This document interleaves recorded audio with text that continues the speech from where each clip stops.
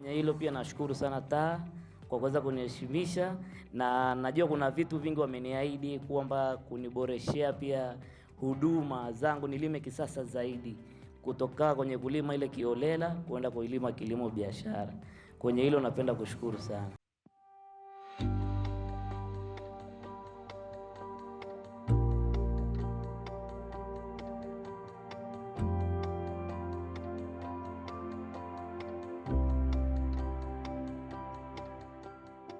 Kwa majina naitwa Zenansi Peter Kimaro, ni mkazi wa Kilimanjaro, kata ya Uru Kusini, kijiji cha Rau.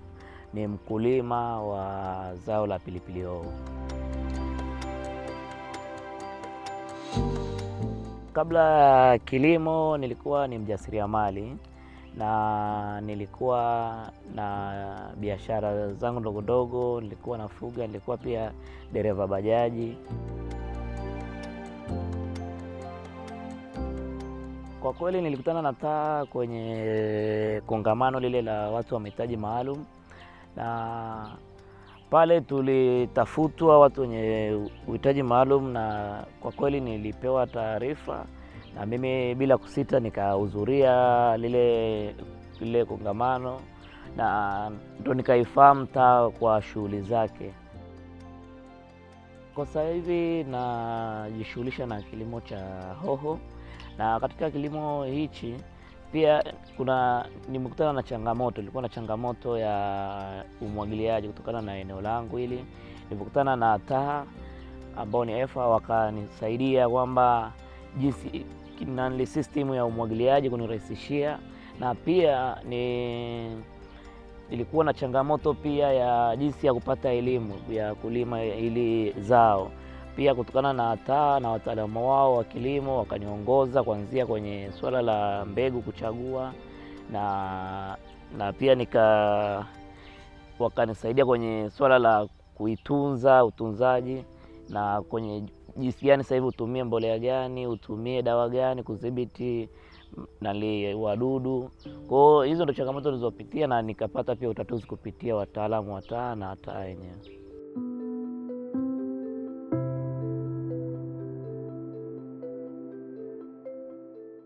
Nilichojifunza kwenye kilimo kama hichi ni kilimo ambacho kwanza tunasema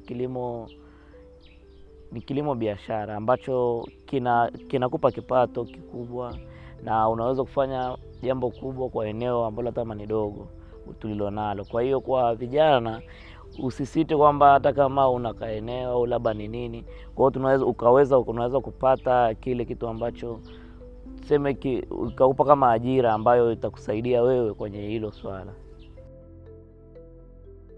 Kwa mafanikio ya zao hili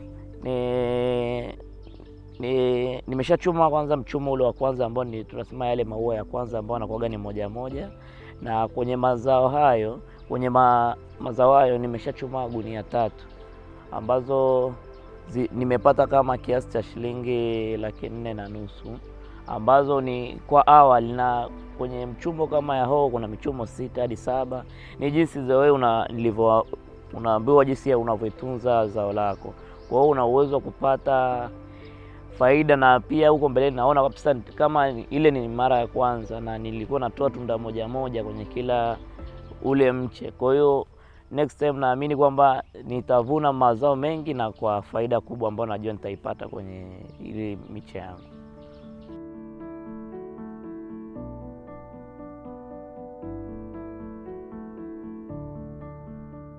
Kwenye watu wa mahitaji maalum, nachowashauri zaidi kwenye sisi sekta yetu na hali yetu, kwanza wajiamini kwenye kila ambacho wanachokifikiria, wazo lao, shughuli yote, hata inaweza kuwa sio kilimo, ni kitu chochote. Kwanza unabidi ujiamini kwamba unasema labda mimi ninaweza nikafanya labda ufugaji, naweza nikafanya kilimo. Kwa hiyo na washauri wasisite, maana mimi nilikuwa nina wazo, na nilivyofika na hii, kama unaambua jamani join kwenye sehemu fulani, tunafika sikiliza. Mimi nilifika nikapata kuelimishwa kuhusu kilimo, nikaona kweli kwa hali yangu naweza nikafanya na naweza nikapata faida. Kwa hiyo pia na washauri kwamba tusiache kusikiliza ule wito au nini, kwa sababu unaweza kuwa hata sina labda mtaji, lakini kwa lile wazo lako ukakutana na watu wakakuwezesha kutokana na wazo lako na ukafika na ukafanikiwa.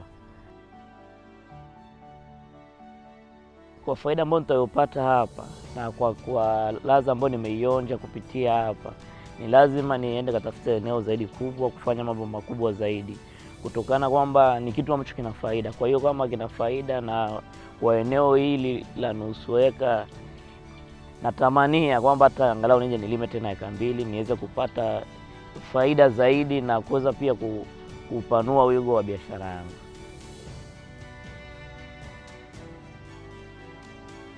Jamii inayonizunguka inapata faida nyingi sana kutokana na kile ninachokifanya mimi. Hususan kwanza, shughuli zote siwezi kufanya mimi. Kuna shughuli ya palizi, siwezi kupalilia eneo lote mimi. Kwa hiyo kuna fursa za ajira ambazo zinatokea kupitia hapa shambani. Na pia kuna wengine ambao unajua kutokana na changamoto ya maeneo yetu, wengine wanaona kwamba okay, kwa sababu na eneo alafu nalima tu ile kimazoea.